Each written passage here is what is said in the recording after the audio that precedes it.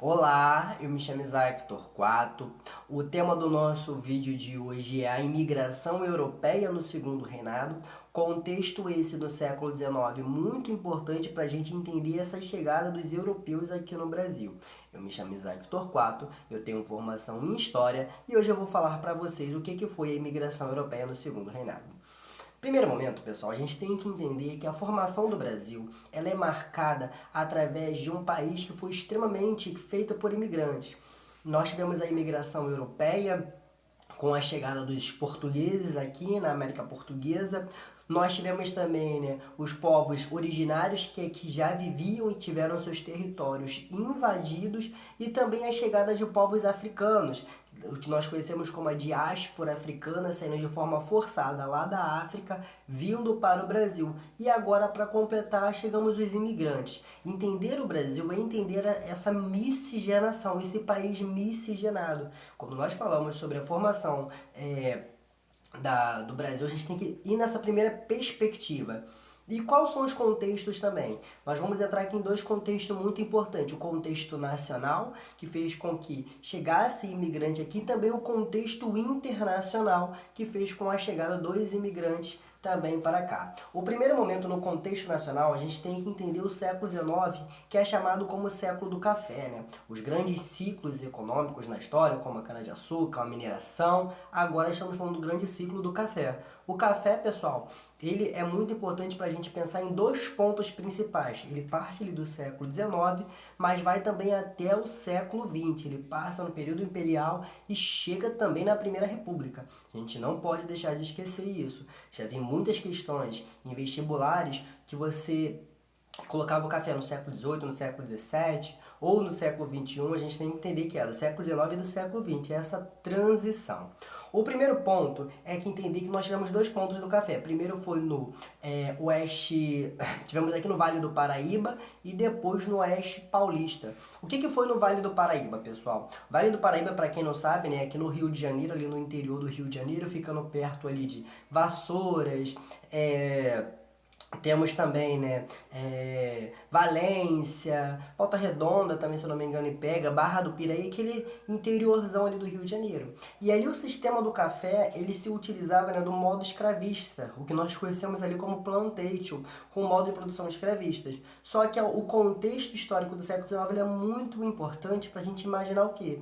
É o período do fim da escravidão. É o período que as leis abolicionistas elas estavam ganhando força e o sistema escravocrata no Brasil estava cada vez mais ficando em desuso. Outro ponto também, pessoal, é algumas leis, algum contexto também é o contexto do eugenismo. O eugenismo ele é importante para a gente pensar essa imigração europeia. O que é o eugenismo, ou darwinismo social também conhecido? É o contexto aonde o Brasil ele vai também pensar em se embranquecer. Ele vai pensar em quê? Em transformar a população branca, porque na concepção europeia, uma população ela só é bem vista, ela só é evoluída se ela for branca. Então essa chegada desses imigrantes era essencial para que você pudesse embranquecer a população. O segundo ponto, pessoal, é ali no oeste paulistas, que vai pegar ali mais ou menos em Campinas e o que nós conhecemos como Mineira, Aí em São Paulo, muito importante. E esses dois pontos já trabalhavam outro tipo de mão de obra. Ali já é uma obra um pouco mais especializada, mecanizada, que vem com a chegada dos alguns imigrantes, até porque o contexto ele era um pouco mais complexo. Leis também, pessoal, que atrapalhavam esse contexto, nós temos a lei Bill-Arbord, aquela que vai logo em contrapartida da lei da tarifa Alves Branco, aquela que vai taxar os produtos importados ingleses aqui. A lei, pessoal, da Bill-Arbord é aquela lei que proibia o tráfico transatlântico por parte da Inglaterra. Foi proibido também lá em 1931, a Lei Feijó, tudo bem que não teve muita prática, que proibia o tráfico, não a escravidão, mas o tráfico. Nós tivemos aquela relação do tráfico interprovincial, entre os próprios estados. E isso é muito importante, que coloca o Brasil em um cenário da escassez de escravizados. Então começa a se pedir questões, né, de você importar os imigrantes para cá. E essa lei, pessoal, ela foi muito importante, beleza? Outro ponto é a Lei Eusébio de Queiroz, de 1850. O que é a Lei Eusébio de Queiroz? É a lei que proibia, né, de fato, ela substitui a Lei do Feijó de 1831 e ela proíbe de fato o tráfico transatlântico por parte agora do Estado português. Era todo esse contexto que remonta ao cenário europeu para trazer os imigrantes para cá.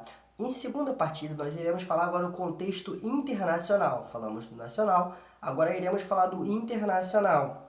Era o contexto da segunda Revolução Industrial. A primeira é aquela restrito à Inglaterra, a segunda já expande para outros lugares. A segunda Revolução Industrial, pessoal, é aquele contexto que nós temos a mecanização, temos vídeo aqui falando sobre Revolução Industrial, a mecanização do quê? A mecanização do trabalho. Antes era uma manufatura que eram feitas por determinados grupos e aí eles dividiam o trabalho, tudo manual. Agora não, agora é maquinofatura. Isso é um momento onde é que as pessoas saem do campo também, com o cercamento dos campos, eles imigram para as grandes cidades, né, que naquele momento era Liverpool, Manchester.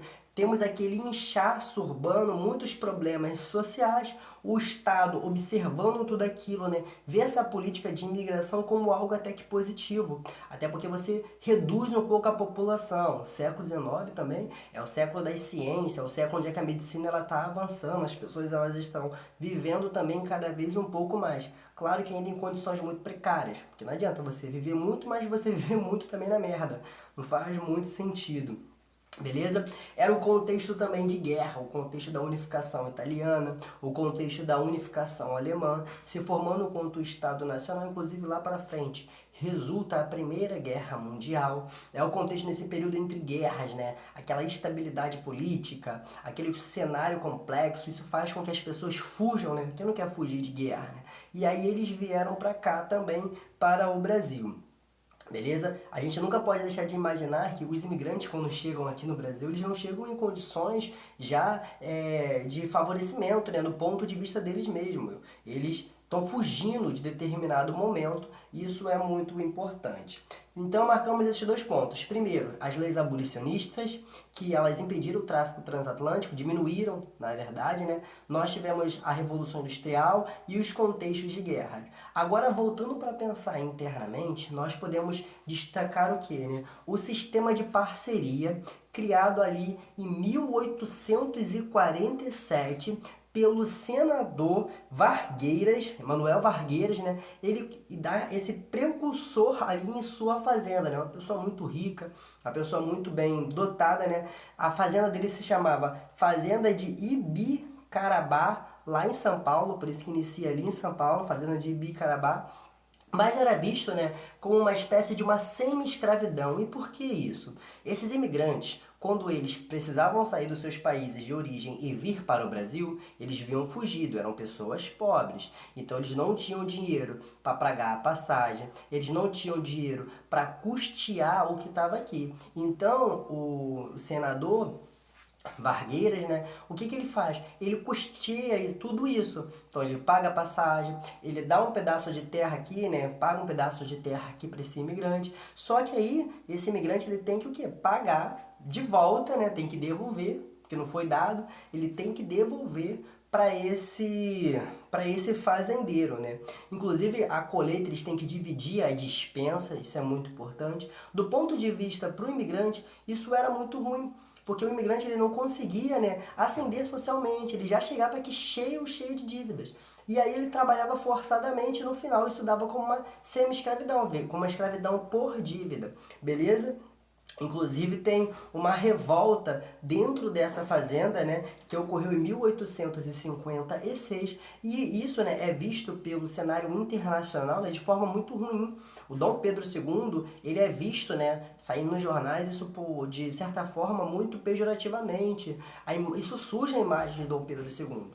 E é aí que neste momento, ali a partir de 1870, mais para frente, Os avanços também das leis abolicionistas, dos movimentos abolicionistas, a gente nunca podemos esquecer disso, que aí nós temos o que, pessoal? Agora o Estado como um agente motor desse processo de imigração. Nunca devemos deixar de esquecer o contexto do eugenismo, do darwinismo, esse momento que você precisa o quê, né? Embranquecer a população. O contexto também é que já se pensava o fim da escravidão, já se pensava também, né, o processo de abolição da escravidão, claro, lenta, gradual ainda, né? Era o contexto que já se visava. E aí quem tomaria os mercados de trabalho? O ex-escravo? Não, não, não, não. A ideia era o europeu, já que a Europa era vista como centro do mundo, né? É o que nós chamamos de eurocentrismo.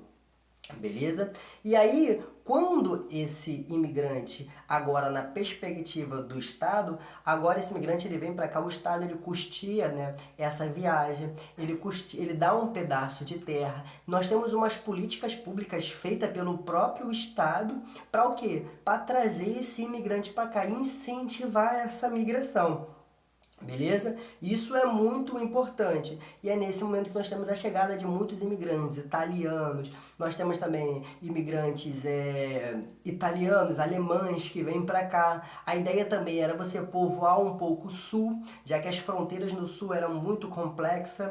E aí que nós temos um ponto muito importante, que a partir de 1850 nós temos a Lei de Terra. Essa é uma das leis principais para a gente entender, né, a questão latifundiária no Brasil.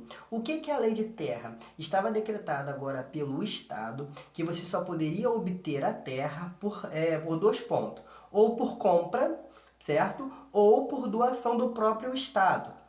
Lembrando que esse imigrante, quando ele vinha para cá, ele deveria trabalhar durante 2 anos ainda, só a partir de 2 anos que eles poderiam comprar uma terra. Isso é importante para quê, né? Para que esse imigrante ele esteja atrelado a esse sistema de produção, esse sistema de trabalho, né? Você restringe também esse imigrante aqui dentro do Brasil.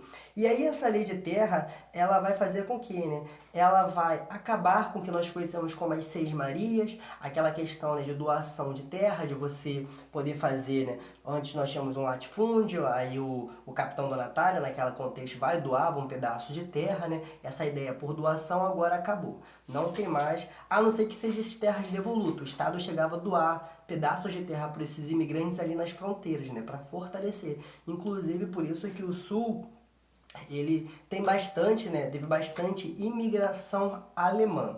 De modo geral, pessoal, quero que vocês tenham entendido, a imigração europeia para o Brasil não foi um processo, né, de certa forma, pacífica. Teve uma ação do próprio Estado para que pudesse substituir a mão de obra no Brasil. Foi incentivado, foi favorecido por esse imigrante. No primeiro momento, tivemos uma questão mais complexa, no segundo também, mas nem tanto. Outro ponto importante, pessoal, é que o processo, né, que trouxe esses imigrantes para cá, fez com que, né, a escravidão, né, quando ela estava entrando em desuso, né, entrando em declínio, ela substituísse, né, o trabalho substituísse pelo imigrante. Isso fez com que o escravizado, né, o ex-escravizado agora, entrasse cada vez mais para uma margem, né, de uma desigualdade social aumentando, né. Beleza? É isso, pessoal. Curtam o vídeo, compartilham. É isso.